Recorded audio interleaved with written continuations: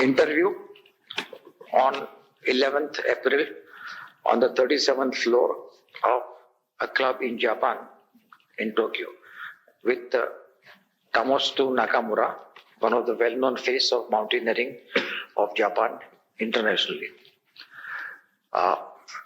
Tamotsu-san, Yes. First, now that you have come back from USA, tell us about your various awards that you have received up to now. Yeah, I was very happy. Just I came back from the United States after having attended to the American Alpine Club annual meeting. I was very happy that it was my great honor and privilege to have been nominated to the honorary member of the American Club. And which others you have it in the past? Which other honors? No, that just the second to the honorary member of the Himalayan Club, which was given in 2003, I remember, at Mumbai. Yeah. So that way you are a well-known face of Japan mountaineering or Japan exploration the world over. But what do you think is the situation, or what do you think is the Japan mountaineering today, or it was in the past? So that is a very difficult question. Not easy to explain it. Few as you see. So same question was raised by the American people while I was in American Alpine Club. They always ask me, how is the Japanese Alpine Club if you compare it with the American Alpine Club, you see? So also I replied that a very difficult question. But I have my understanding about the Japanese Alpine or Japanese mountaineering. See, so Japanese activities of mountaineering was most how do you say that, So I must find my English word is it. Most active in last half centuries after the Second War was over. So that was 90 to 80s. You see.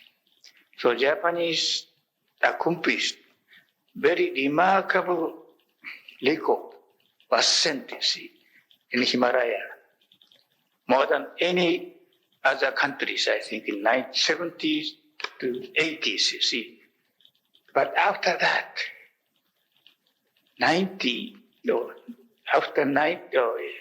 after entering 90s, you see, Japanese are declining. So that means that the Japanese economy was most developing, 70 to 80s. So that in the industries side is here that they say the shining 80 in Japanese from viewpoint of development, remarkable development of the Japanese industries. But in 90s, now the United States recovered, coming back, you see, get stronger. But Japanese economy declining. So they say declining Japanese, or 90s of Japanese, you see. The same trend in mountaineering. I mean, you think both are related? The high economy, high mountaineering, low economy, low mountaineering? I think so. See, that is my understanding. See, but now the 21st centuries, I hope again Japanese industry recovers very, very energetic development as well, and also the Japanese mountaineering will have some activity, more active development after or decade maybe. Last decade, or we lost decade, I think. That's my understanding. So now we come back to say your life. How and where you were born, and how did you get interested in the outdoors, the mountains? So I was born in Tokyo, 1934. That means I'm now 72 years old, you see. So but my mountaineering career just started after entered to the universities. So I was in university 5 years. I didn't do any learning in university, just devoted myself to the climbing during 5 years. See, then I came to the companies or societies. See, I must live by myself after graduating universities. See. I couldn't rely on my parents, so I must get my money. So that was 22 years old when I graduated. See. Then 3 years, I worked very hard, but I wanted to go mountain, in particular to the overseas mountain. Then I went to the South America, Andes, Peruvian Andes, and also the Bolivian Andes in 1961. So fortunately, I could make first ascent in Peru and Bolivia. Then I came back to my companies, and I worked so hard, maybe for quarter centuries in many countries. First I started in Peru, South America, 2 years. That's only for businesses. But I had some time to visit mountains. Then I was assigned to the Pakistan, 4 years. Pakistan is what? That was my assignment for my company. I was stationed in Karachi for business in Pakistan, 1968 to 71, 4 years with my family. So fortunately, at that time I could visit the Giri Chitral,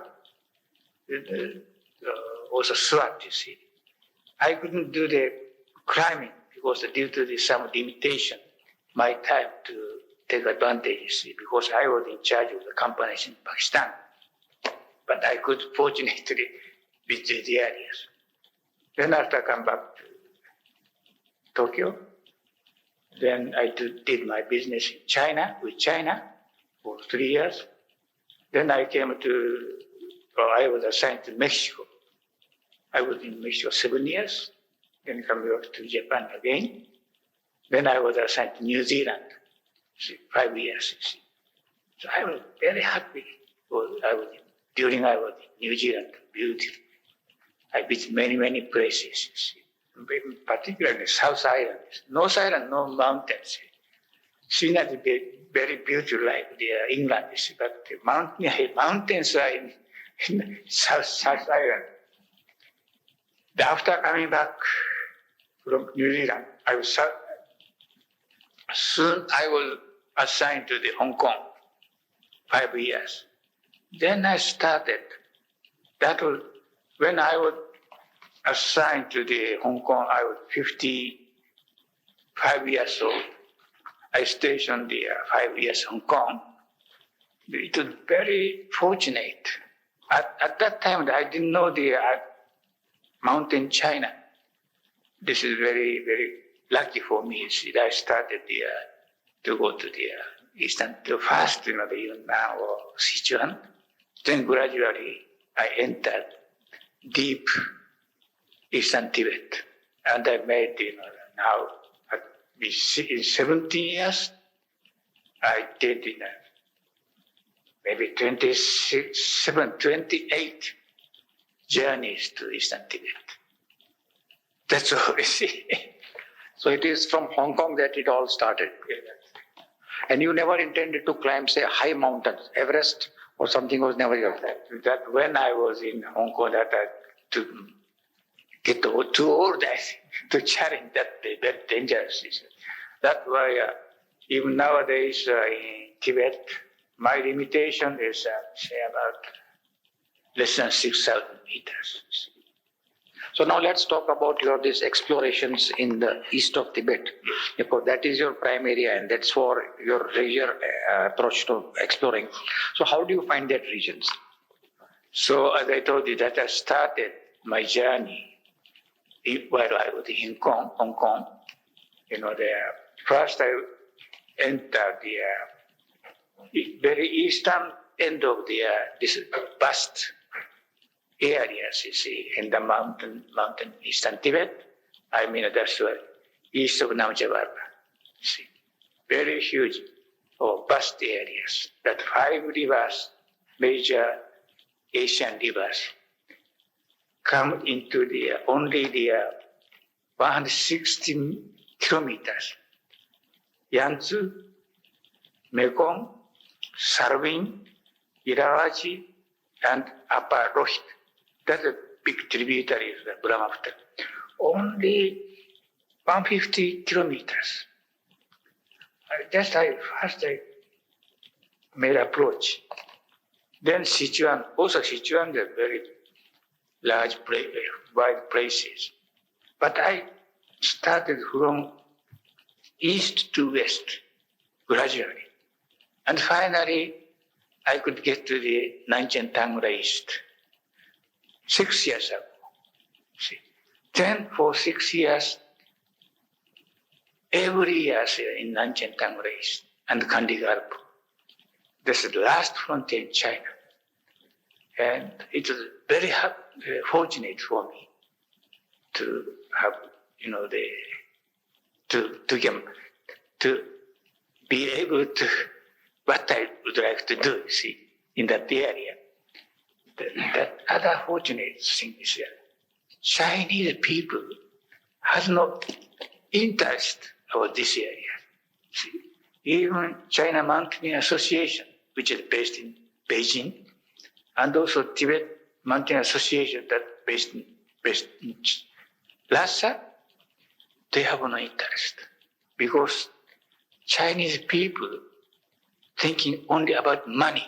See, so to get money, so Chomorama, see, Choyu, Shapamma, many tourists coming. They are concentrated to the areas, so they can get money. But fortunately, it is very fortunate to me. Eastern side is rather difficult places, very close to Arunachal Pradesh. The Magbahon line still not suspended, you see. So these areas, Chinese are very nervous. That's why very difficult to make access or to get permission. So Chinese, so the people, they cannot get money from the areas. That's why I can do it. Very fortunate. Do you understand? Yes. Yes. How did you, Tamotsu-san, researched all these areas, because they are completely unknown and not much has been written, at least in last few decades. Yeah. So I think the eastern Tibet, I broke very close to areas. See, so the Sven Hedin, I think the Swedish explorers in Tibet. So even Sven Hedin did not enter eastern Tibet. See, that's very fortunate to me. See. If not only Chinese, if Sven Hedin entered eastern Tibet, see, eastern Tibet now the last frontier already maybe now to many people, but Hedin could not enter. Or I don't know, he did not enter so what is the reason? I don't know. But he was too busy to explore the central Tibet. and also Western Tibet. But difficult for me to reach Lhasa, you see. So, as such, very nice, my experiences. So what else did you research then? Because no information available. Maps were available? Maps is China, even nowadays Chinese people, or Chinese, I don't say Chinese people, but China government, very strict about map. See, in China, they did very detailed survey all over China, complete detailed map, colored map, topographical map, every information appears on that map. 1 to 50,000, 1 to 100,000, complete. But they never disclose foreigners. But I don't know, when I come to China, why do you make it so secret? Nowadays, in every satellite, see, pinpoint is your house. But they never disclose. So what books did you refer? Books, only the very rare book, or I don't say rare, but the record of the British or American or other countries explorer, mainly British. And mine is Kingdom World. My teacher is Kingdom World. Then even Bailey also. Bailey didn't write so many books, like Kingdom, only 2 or 3. I repeatedly read this book to enter these areas. Of course, the Kingdom World. Then Ronald Korvac, as such, very few books. So no other information. So then how did you plan your trips? Say you want to go to one point. You have a very old or few maps and few references. So how do you plan to? No, so the Russian map. Russian map was made, see, very, very accurate map, you see, Russian map.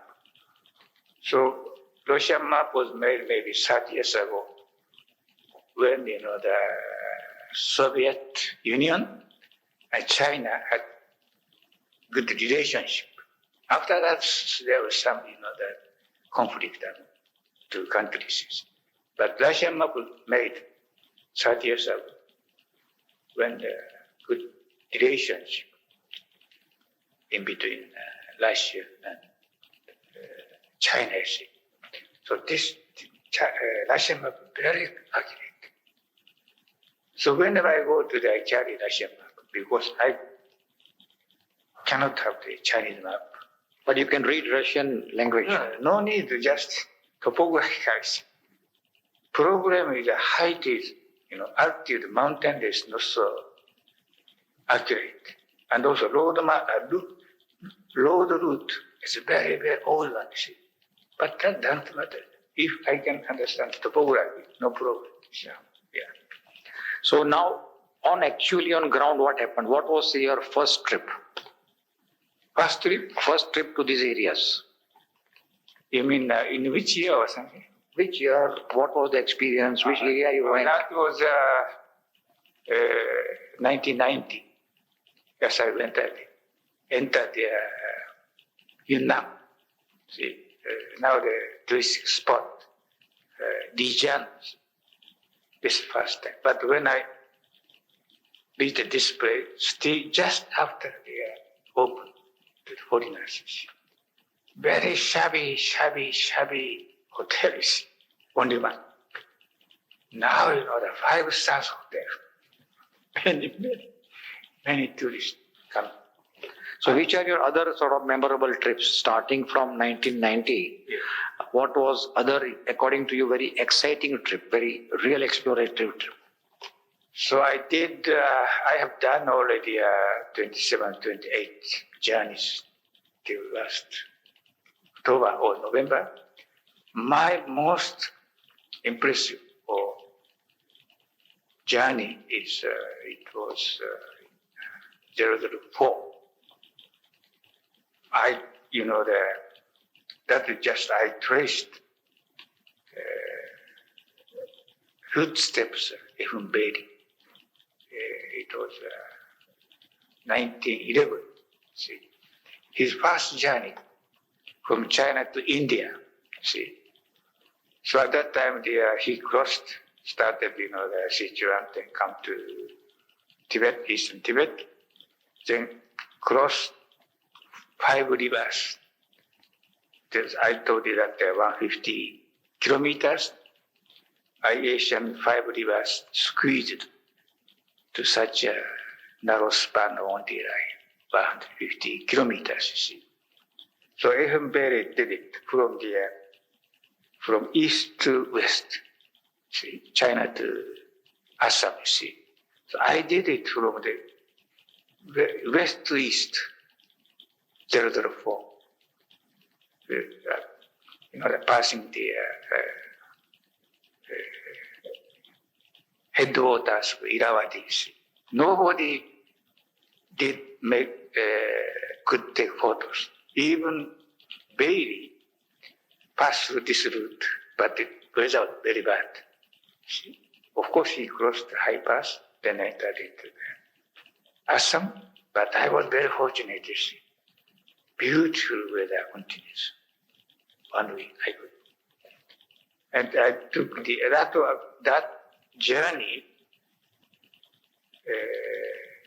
It was necessary to only 70 days, like horse riding, every day, 70 days, continuously, to approach to the Mekong. That's the most important, impressive journey. I couldn't forget.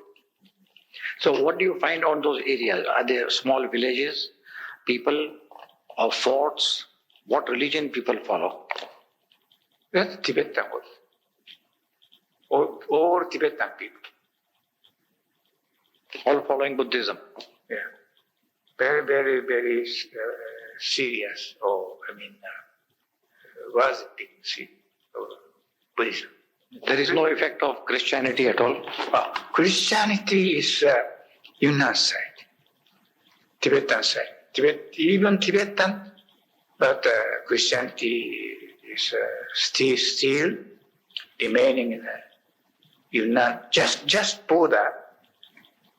Current Tibet, autonomous region, and the Yunnan. That are Yunnan side. Many Tibetan of Christianities living. So that is also very, very interesting subject for me. That was 005. I visited these areas. I met many Christianity people. Formerly it was a territory of Tibetan people, but now they are, administration-wide say that belongs to the state, province. But for many Tibetan living, and also the many minority people living in that area, but many Christianity people still remaining. And in these areas, how is mountains? I believe you have found out many unclaimed. Deep gorge, then high mountain. Maybe from the bottom of the gorge, the peaks less than 7,000 meters, but highest one is 6,740 meters height, but very near peak, 6,000. Deep gorge. Maybe the riverbed has only less than 2,000 meters, but mountain is over 600 meters. That means 4,000 meters vertical difference. Very impressive. That is about the kingdom orders. Kingdom, Frank Kingdom order. Just imagine only the tracing there. Kingdom order footstep still carrying on. And what about this little controversy of the true source of Mekong? That is another issue. Yeah, there are some, the discussion maybe. But I think there are almost, some area, maybe 10 kilometers, this area. So that almost actually doesn't make a difference. Of course, the Chinese academic science, this is here, or this is here. They are now disputing, I think, among Chinese. But this is only think. I don't know why they are, making such disputes. So what do you see as the future of this area now? More people will go trekking, climbing. Will it develop, open up by Chinese? What will happen? That would take time, I think. Because Eastern Tibet, rather, how do you say, touchy place from the Han people government, Beijing. From Beijing, rather still, I think, some, some anxiety, I don't know how to say it in English, but still they are afraid about Eastern Tibet. Because that's a Kamba world. There are sort of violent people also there, Kambas. Kamba is a big population in Tibet. They are very fighting people. They resisted to final moment. The Dalai Lama, 14th, freed from the Lhasa, finally against Kamba people. I like Kamba people very much. They are very straightforward, but very, very strong people. All the way. Even if compared to physically, compared to Chinese, quite different, very strong. And many people say they are, the warriors. That's why Chinese people. But problem is the number of the not so large. Han people, huge people. That is my you understand? Yeah, so which are other people in those areas, apart from, say, Kambas, whom you met or whom you think are important? That is the Amdo people, north of Kamba. That is Qinghai province. Mainly now, Kamba lives in east of Lhasa and Sichuan, and a part of Yunnan.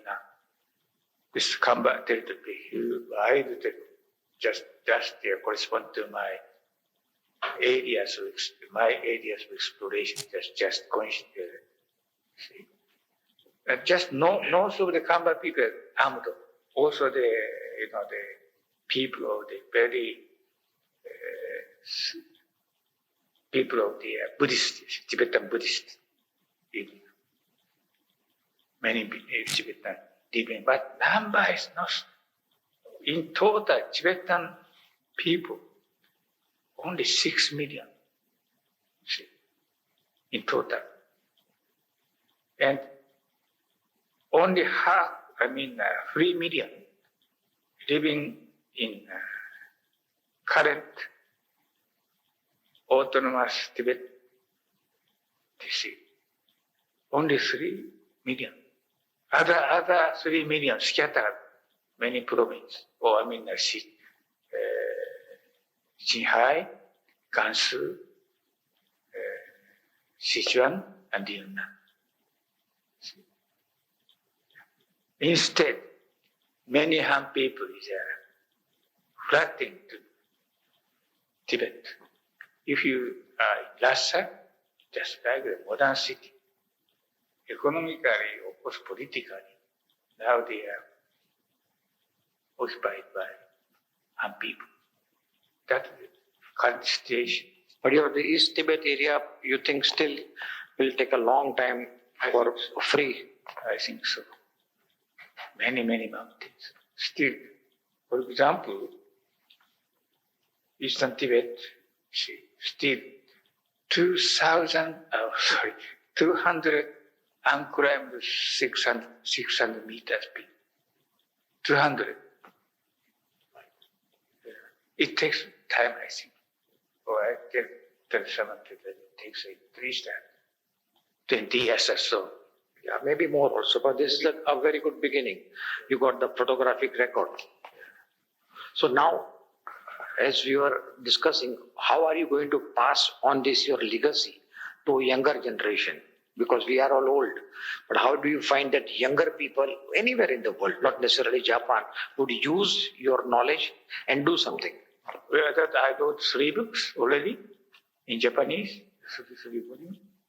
And sometimes I do my presentation. So, of course, next month. Then June I don't do it because I have to go Zermatt. July also I do my lecture to younger people. As I said, not so many times, but maybe once 2 months or 3 months in such, not so frequent, but I'm doing. And there is no plan to publish all your exploration in English, because that is the language. Now I'm doing that. First, maybe I published this year in German, basic book. But German publishers are very keen to publish it in English. Then maybe next year we'll start to publish it. I hope so. They're not sure that my publisher in Hamburg is very keen. First publisher, of course. Now, who are these German publishers? Oh, that's a very, very private, small one. Not so famous, but she very keen. Yeah.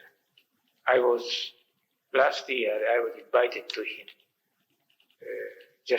He paid every, including airplane, everything he paid to me. That was 1 week in Hamburg. I talked with him about my book. Then he kindly took me to the Alps 1 week. And I was there this year, June, after attending the 150th anniversary in Zermatt. I continue to have, discussion, talking about my book with the publishers from Hamburg. That's my schedule. I hope that next year, I say English.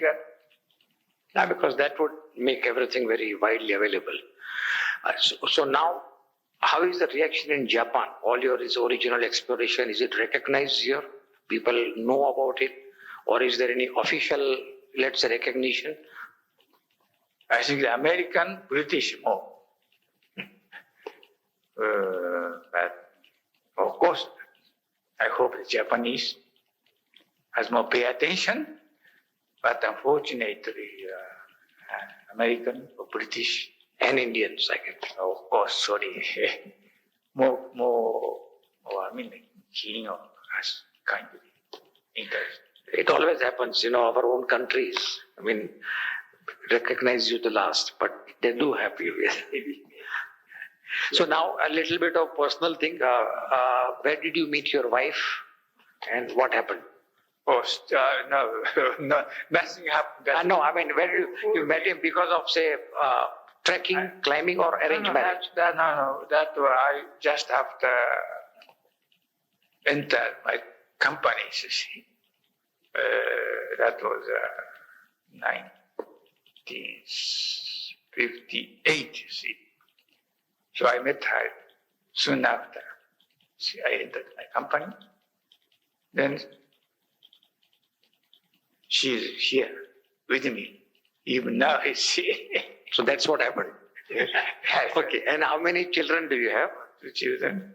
They're both old and now settled? Oh yes, my son is What is he doing? She is 8 engineers, but his hobby is yachting in ocean. And the other one? Other one is daughter. She's still working in the companies. So nobody has taken him to mountaineering or outdoors. My daughter very much like skiing, not mountain, skiing. As outdoor is concerned. Yeah. So now as an elder of this Japanese mountaineering community, what would be, say, your message? How this mountaineering scene in Japan should progress? Well, let me see. Please again ask. As you are an elder person for Japanese mountaineering, senior and experienced. So what is your advice? What Japanese mountaineering community, JAC or others should do now for the, let's say, this beginning of new millennium? Next 10 years? So I think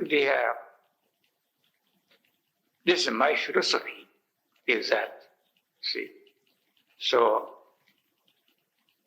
the most important thing I do by myself, see. So they know it. You understand what I say? Unless I do by myself, I cannot show anything to young people. That's my philosophy. You understand? Lead by example, in English as they say. Yeah.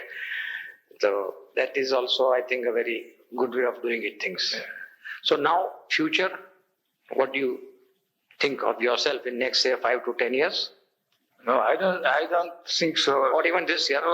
This year I will come to the maybe October or November. So still I have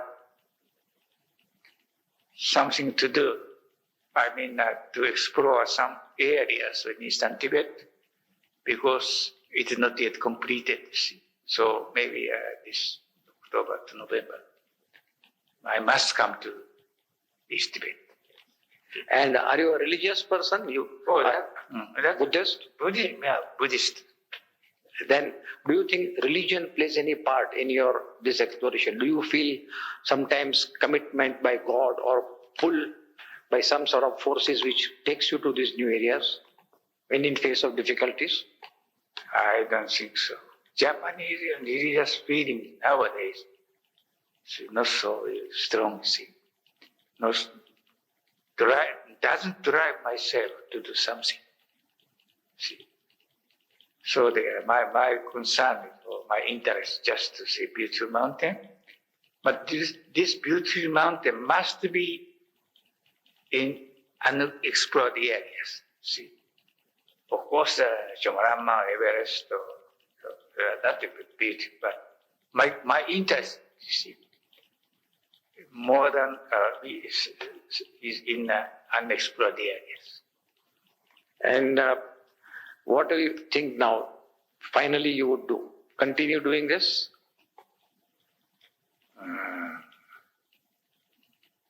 Let me think over it. I cannot have the answer about this. See, yeah. But maybe I think to continue. Of course, even if I cannot go physically these areas, see, I would try. I would carry on my study or see these areas. Because no other areas for me. And vision. So at least we'll keep the spirits going anytime. I think so. I must. Yeah. Thank you, Dr. Nakamura. It was wonderful to talk to you. And I wish you a lot of luck, at least for next quite a number of years, to explore this. And I hope you will make everything available to the next world and next generation. So let me say one thing. I am very glad to make all my experience to anybody, even Japanese, of course Japanese, any people. See, that's my way of doing, see. I never hide anything, my knowledge or experience. That's why I'm issuing the maps, everything, as much as I can. That is my philosophy. Yes. I took too much, you see. No. And everything you're doing it at your own personal cost. Yes. So that way your commitment is total for everything. So That's how I can do it, you see. and finally, any, let's say, message to world mountaineering community? Anything you feel like, what they should do? How to say? So, dreams come true. Okay, so that's my dream. So has come true. See, if they have dream, someday dream come true. Okay. Okay. Thank you very much. Thank you.